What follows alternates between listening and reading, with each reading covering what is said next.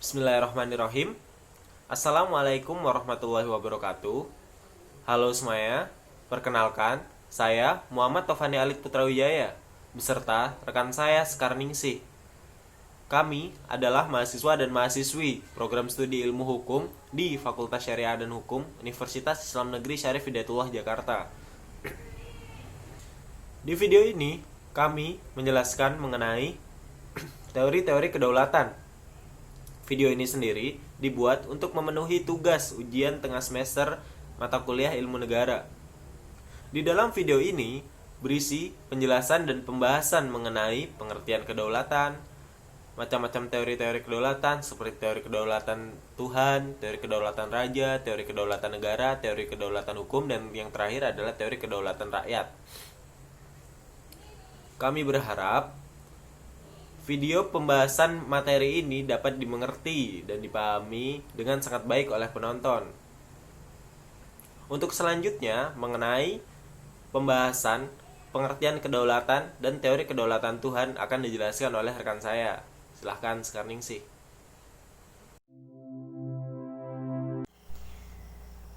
Di sini saya akan menjelaskan tentang pengertian kedaulatan.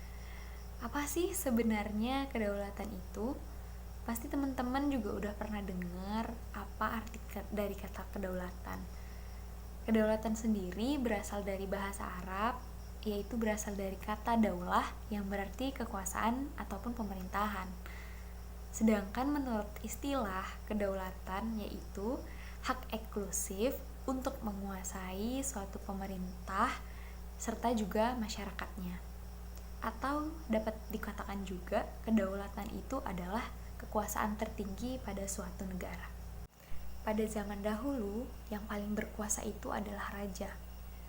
Negara di bawah kekuasaannya raja disebut dengan kerajaan. Raja adalah undang-undang. Di Perancis, Raja Louis ke-14 terkenal dengan ucapannya yaitu negara adalah aku. Dalam sejarah Nusantara, rakyat menyapa raja dengan daulah tuanku atau budak dari rajaku yang berkuasa. Kedaulatan pada masa itu berada pada di tangan raja. Kemudian, di negara-negara nasional modern, kedaulatan itu berada di tangan rakyat, yang mana rakyat memilih wakil-wakilnya dan kemudian membuat undang-undang yang harus dipatuhi oleh raja. Teori J.J. Ratio tentang kontrak sosial yaitu perjanjian bersama antara rakyat dan pemerintah yang diwakili oleh raja harus dipenuhi. Raja berhak dan harus melindungi rakyatnya, kemudian harus memenuhi kehendak rakyatnya. Bagaimana sih kalau misalnya seorang raja tidak dapat memenuhi kehendak rakyatnya? Maka seorang raja harus melepaskan jabatannya dan dipaksa turun dari kedaulatannya. Dalam perkembangan selanjutnya, raja hanya menjadi simbol dan kekuasaannya dijalankan oleh kepala pemerintahan atau yang disebut dengan Perdana Menteri. Dengan berjalannya waktu, di banyak negara, raja dan Perdana Menteri sudah tidak disukai lagi. Akhirnya, rakyat memilih presiden dan bentuk negara republik atau kedaulatan berada di tangan publik. Rakyat secara langsung ataupun melalui wakil-wakilnya dapat mengangkat dan memberhentikan presiden sesuai dengan periode tertentu. Setelah tadi saya menjelaskan tentang pengertian kedaulatan, sekarang saya akan menjelaskan tentang teori kedaulatan Tuhan. Teori kedaulatan Tuhan yaitu teori yang paling tua menurut sejarah. Sebenarnya apa sih teori kedaulatan Tuhan itu? Kedaulatan Tuhan yaitu kekuasaan tertinggi hanya ada pada Tuhan. Teori ini berkembang dari abad 5 sampai abad ke-15.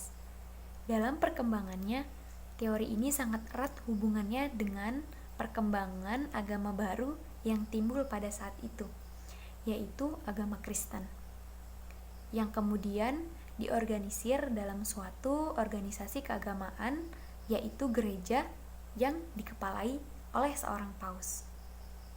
Jadi pada waktu itu, organisasi kekuasaan dibagi menjadi dua. Yang pertama, organisasi kekuasaan negara yang dipimpin oleh seorang raja. Kemudian, organisasi kekuasaan gereja yang dipimpin oleh seorang paus. Kenapa sih kekuasaan gereja masuk dalam kategori organisasi kekuasaan? Karena kekuasaan gereja mempunyai alat-alat perlengkapan yang hampir sama dengan perlengkapan kekuasaan negara.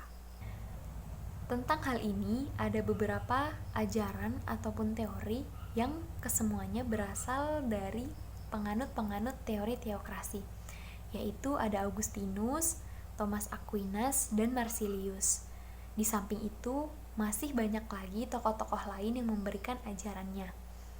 Persoalan mereka sebenarnya bukan hanya pada siapakah yang sebenarnya memiliki kekuasaan atau kedaulatan itu.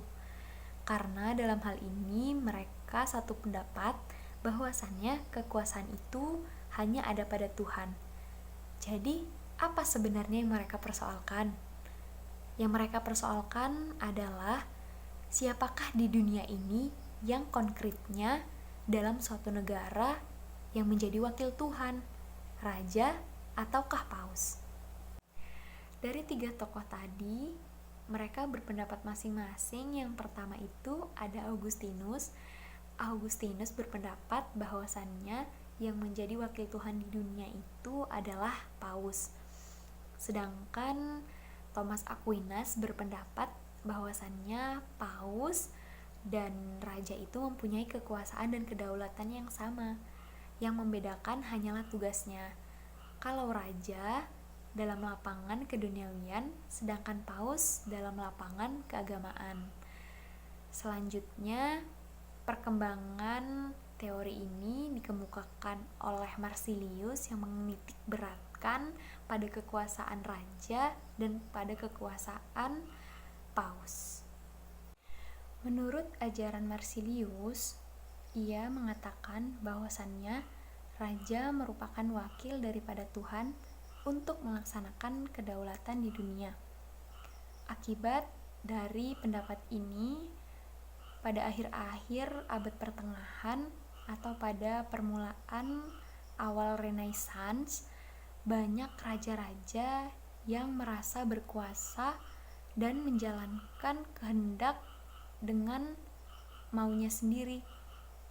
Mereka beralasan bahwasannya mereka merupakan wakil Tuhan dan perbuatannya itu merupakan kehendak dari Tuhan. Raja tidak merasa bertanggung jawab kepada siapapun kecuali hanya kepada Tuhan.